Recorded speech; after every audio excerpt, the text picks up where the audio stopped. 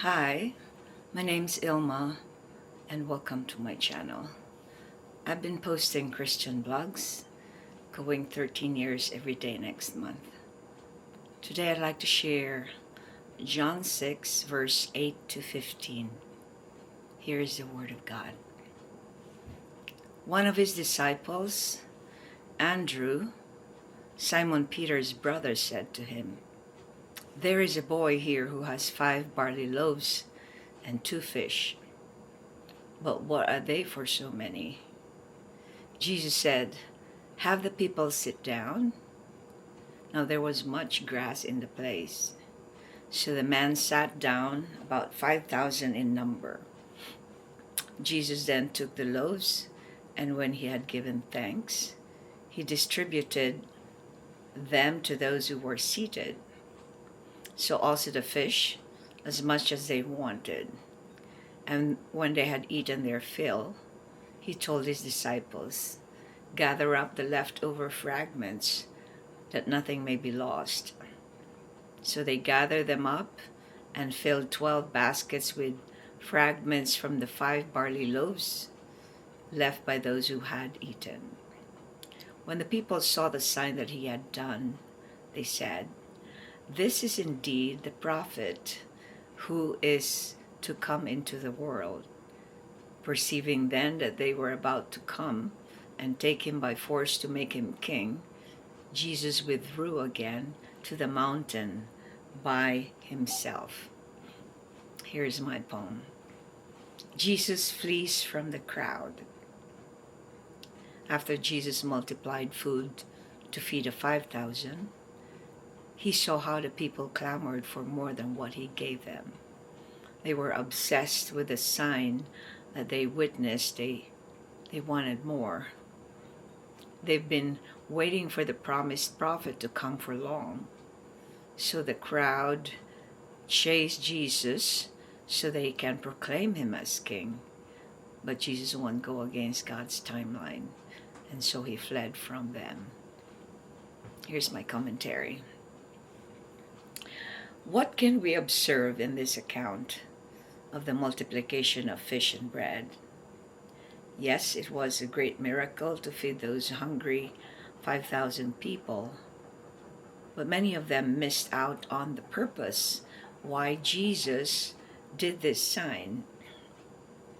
It was to foreshadow his coming death and resurrection.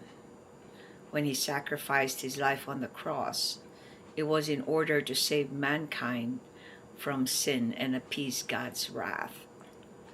That after his great sacrifice, they only needed to feed on the bread of life, which comes from his word.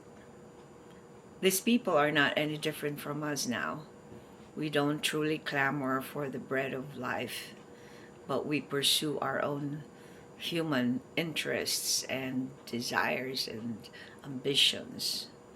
We chase after all of this for a better life, but we fail to feed on his word, which is more than enough. Reflection. Why do you think humans tend to want for more instead of being content? It is the aftermath of sin. Once, because we were supposed to be made to serve and worship God alone.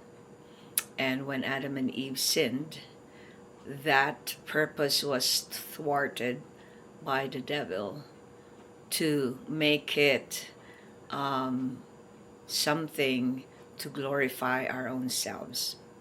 So we naturally are inclined to want comfort, pleasure, easy life, or power, control, achievements, and all that, instead of being humble, instead of just allowing God to provide for us and to be content with what he has provided, especially the word. He has given us the word so that we can eat it, we can savor the spiritual nourishment that we can have in order to fight discontent. Because we always, if we don't feed on the word, we will be ruled by the systems of this world. And the systems of this world wants power, spectacle, magnificence. It wants to be, each person wants to be up on a pedestal, on a where people will look up to them and think that they're good people. But here we see how Jesus is so obedient to God that he will never disobey the timeline that God has given him. It's always important that we have the timing of God instead of our own timing, because our own timing, we don't see things, but God sees everything and he is in control. Thanks for watching. I hope you check my website at ILMA'S.com for artworks, photographs, and a copy of this blog. Please continue to pray for me. I'm still very weak from this walking pneumonia, and I hope that you will be content with the strength that you have right now, because certainly when you lose some of those strength, even though I am depending on God, there's still this fight inside us with the flesh and the desires and the sinfulness. So pray for me. Check my website. I have over 4,000 videos. If you want to look at any of them, just type on YouTube or Google search ILMA'S Poem Devotional. Have a wonderful day.